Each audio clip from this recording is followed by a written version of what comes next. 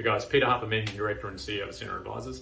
For those of you who are not familiar with the business, we are a multi-family office advising foreign family offices, businesses, and individuals on US direct investment and mergers and acquisitions.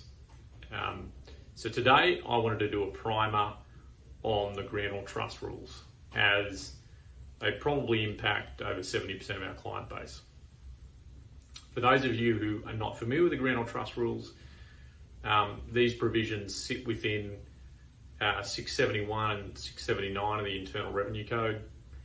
They're supported by a significant number of Treasury regulations that support the legislation in espousing how these provisions are to be managed and interpreted.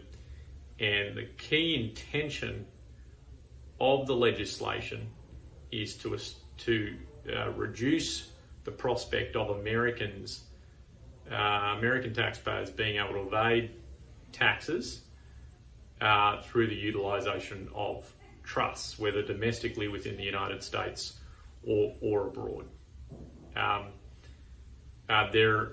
For those of you who are not adept and educated in the US legislation, it can be a confusing process to understand.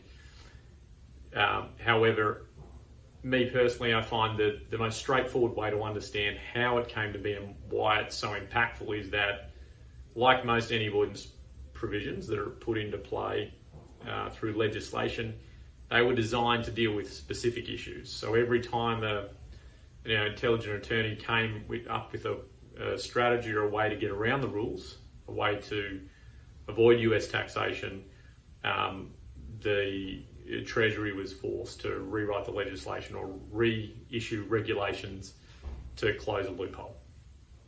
So the implication today is that if you have a trust, whether domestic or foreign, that has a grantor being an individual who either created directly or indirectly or funded directly or indirectly a trust, then under these various provisions, you can have attribution of income, capital, or losses to that grantor, regardless of how the income, capital, or losses were distributed by the trustee. This is a very significant planning issue in the context of a lot of foreign structures and trusts, because a lot of countries allow for discretionary forms of trust to exist, where beneficiaries are only liable for income tax if income or capital gains are distributed to them.